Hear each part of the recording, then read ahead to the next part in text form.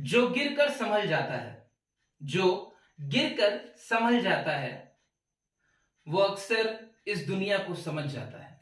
जी हां, ये कोई कोटेशन नहीं है, ये आजकल के पैंडेमिक में, कोविड के ऐसे दौर में मेरे हर स्टूडेंट के लिए, मेरे हर छोटे भाई बहन के लिए एक सीख है, एक लेसन है लाइफ के लिए। जी हां, एक दिन दोबारा हम सब अपने घरों से बाहर निकलेंगे, एक दिन दोबारा हम सब सेफ महसूस करेंगे, एक दिन दोबारा आप सब के लिए ढेर सारी वैकेंसीज भी आएंगी और तब आपको रिग्रेट ना हो, पछतावा ना हो कि आपने इस लॉकडाउन के पीरियड को यूटिलाइज नहीं किया अच्छे से। तो मैं आपका इंग्लिश का होस्ट और दोस्त दिव्यांश श्रीवास्तव डी क्लासेस दिव्यांश के साथ लेके आया हूं आपके लिए vocabulary marathon. Ji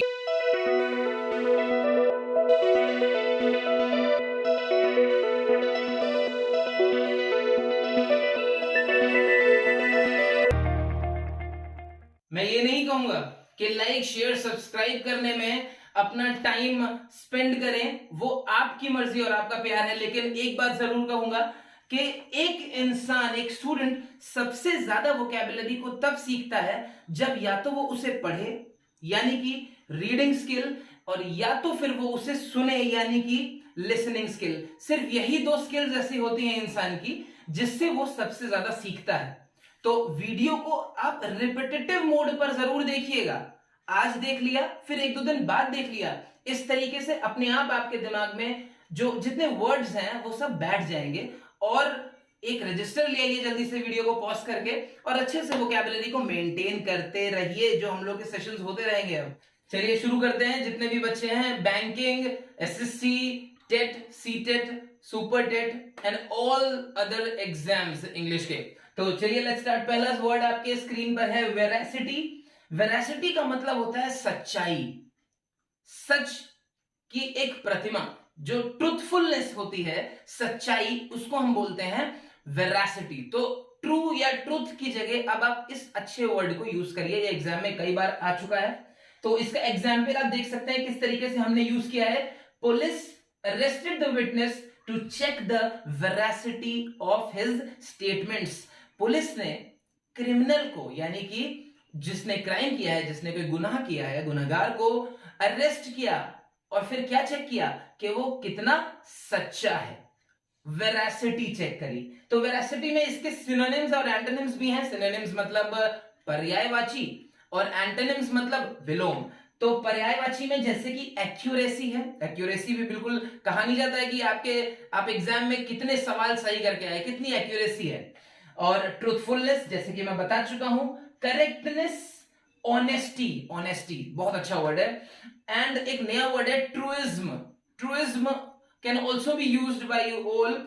so let's come to antonyms now. विलोम शब्द पहला है डिसीट, दूसरा है डिसेप्शन, तीसरा है डिल्यूजन। कहते नहीं किसी धोखे में मत रखो मुझे, कोई डिल्यूजन नहीं होना चाहिए। उसके बाद है डुप्लिसिटी, उसके बाद है एरर और अनट्रुथ। तो ये जितने भी वर्ड्स हैं ये सब विलोम है किसके? सच्चाई के विलोम, यानी कि कहीं ना कहीं झूठ या फरेब। ठीक है। उसके बाद अगला वर्ड है हमारा प्रोक्लेमेशन। प्रोक्लेमेशन तो एक ऐसा वर्ड है जो अगर आप गवर्नमेंट एग्जाम की तैयारी कर रहे हैं तो आपने कई बार पढ़ा होगा। प्रोक्लेमेशन का मतलब होता है घोषणा, किसी चीज के बारे में अनाउंसमेंट करना। लेकिन ये नहीं है कि मैं घोषणा कर दूं कि ठीक है कल मेरी बर्थडे पार्टी है। ये कोई ऑथेंटिक घोषणा नहीं हुई। हाँ, ये हम एक बड़े लेवल पे जब हम कोई अथॉरिटी, कोई बड़ी अथॉरिटी जब कोई घोषणा करती है तो उसे प्रोक्लेमेशन कहा जाता है। तो देखिए एग्जाम्पल में क्या लिखा है। अकॉर्डिंग टू द सीएम्स यानी कि chief minister proclamation, farmers were exempted of all the taxes for 1 year. Sentence थोड़ा बड़ा है और इसमें एक बहुत ही खूबसूरत वर्ड आया है, दैट इज एग्जेम्प्टेड। इसका मतलब क्या है? मतलब कि जितने भी किसान थे उनके टैक्स पे उनको छूट मिल गई। किस वजह से? सीएम के प्रोक्लेमेशन की वजह से, यानी कि उनकी घोषणा की वजह से। उसके बाद आता है इसका सिनोनिम। सिनोनिम आप देख सकते हैं। अनाउंस करना, पब्लिश करना, जैसे कि अखबार में होता है पब्लिश, किसी किताब में होता है, मैगजीन में होता है। उसके बाद डिक्लेयर, एडवर्टाइज, रिपोर्ट, और एक और वर्ड है जो हम लोग ज्यादातर आम भाषा में यूज कर सकते हैं, दैट इज अटर, कहते नहीं अटर the word, don't utter a word, तो इसका मतलब क्या होता है, एक कुछ भी मत बोलो, ठीक है। उसके बाद आता है एंटोनिम, तो एंटोनिम में रिप्रेस, कंसील, साइलेंशिएट एंड ऑब्लिविएट, ये जितने भी वर्ड हैं ये जस्ट हैं ऑपोजिट किसके, प्रोक्लेमेशन के। अगला वर्ड है वेलर।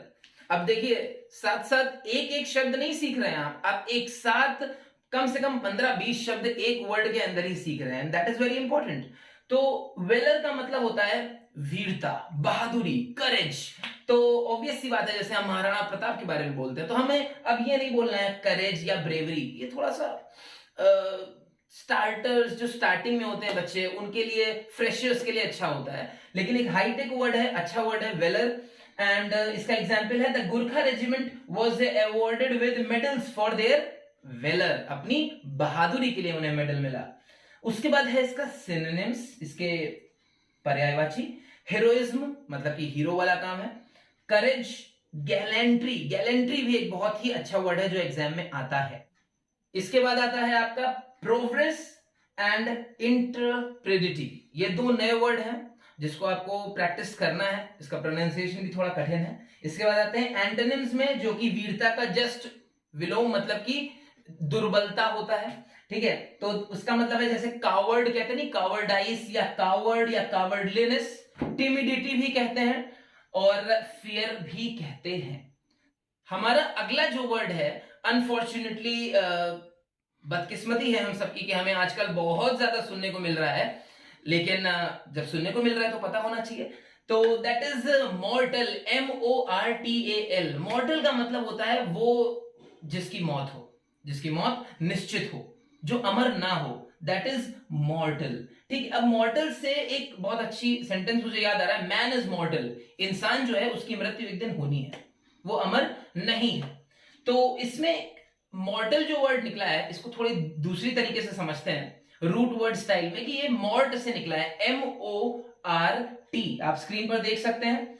और मॉर्ट से, मॉर्ट का मतलब यही होता है मृत्यु, तो मॉर्ट से कई वर्ड निकले, जैसे मॉर्चरी, अस्पतालों में जहां पर शव ग्रह होता है, जहां पे डेड बॉडीज को रखा जाता है, इसे मॉर्चरी बोलते हैं। मॉर्टिशियन जो शवों पर, शवों का मतलब डील करता है, जो बंदा उनको रखता है या उनकी देखभाल करता है कि उनको, उनके साथ कुछ गलत बॉडी के साथ ना हो, तो वो मॉर्टिशियन होता है। और इसके साथ साथ एक वर्ड और जो बहुत सुना है आप सबने, पोस्टमार्टम, उसमें भी मॉर्ट आता है, और पोस्ट का मतलब होता है बाद में, तो जो मौत के बाद हो रहा है वो है पोस्टमार्टम।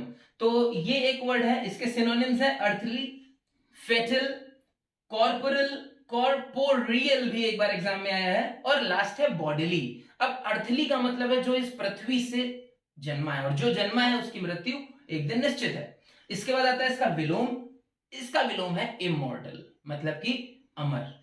उसके बाद आता है आपका ट्राइवियल, देखिए बहुत जरूरी है आप शब्द का प्रोनाउंसिएशन भी सही से करें, वो आपके एग्जाम में तो काम नहीं आता, लेकिन हाँ आपके रोजमर्रा की जिंदगी में, इंटरव्यू में और कई जगहों पर जहां आप नहीं जानते वहां पर भी काम आता है।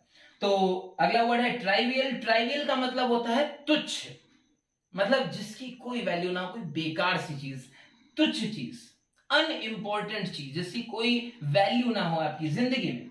जैसे एक छोटी सी चीज मैं बताता हूं, छोटी सी एक एग्जाम्पल है जो कि हम सबकी लाइफ में हुआ है, कि huge fines were imposed even for trivial COVID rules violation।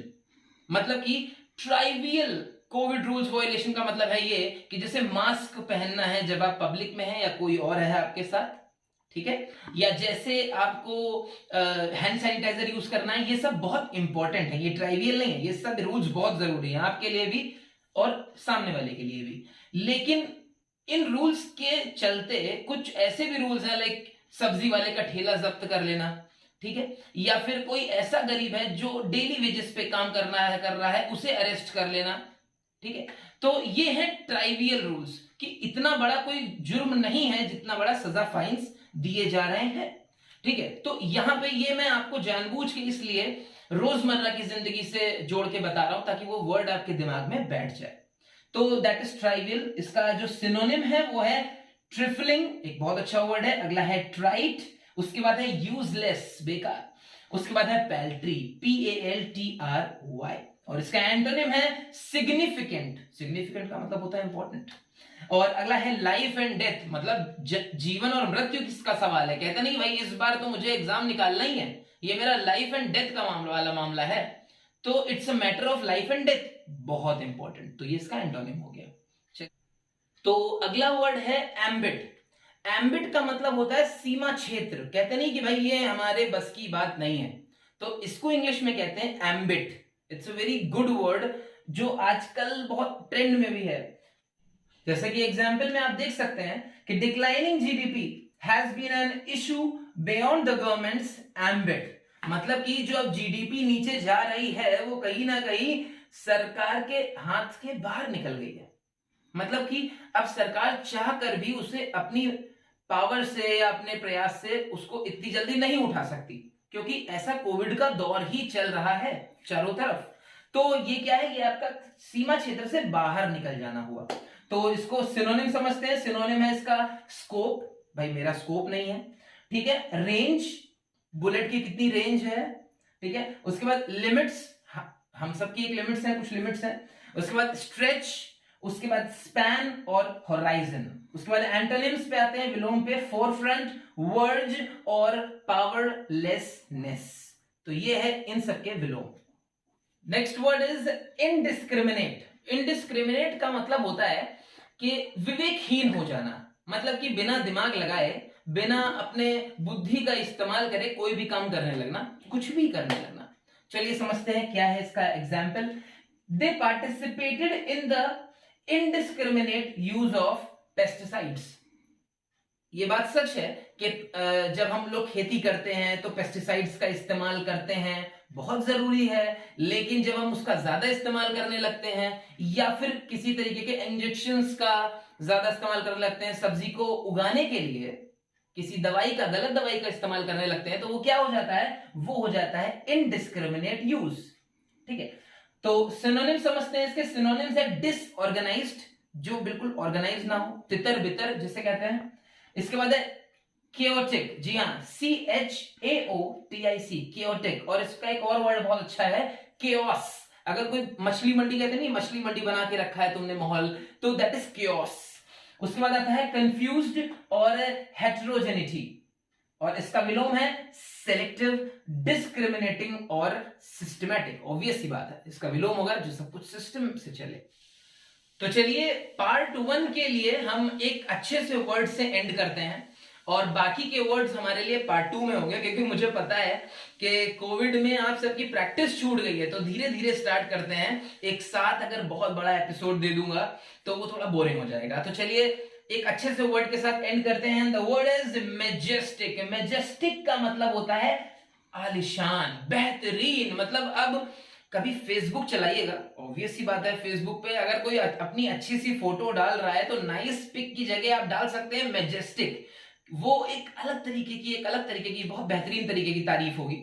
And example देखते हैं। She crossed to the window and stood watching another majestic sunset. वो निकली खिड़की की तरफ से और वहीं रुक गई, किस लिए, क्या बेहतरीन खूबसूरत सनसेट हो रहा था, और आजकल तो इतनी बारिश भी हो रही है।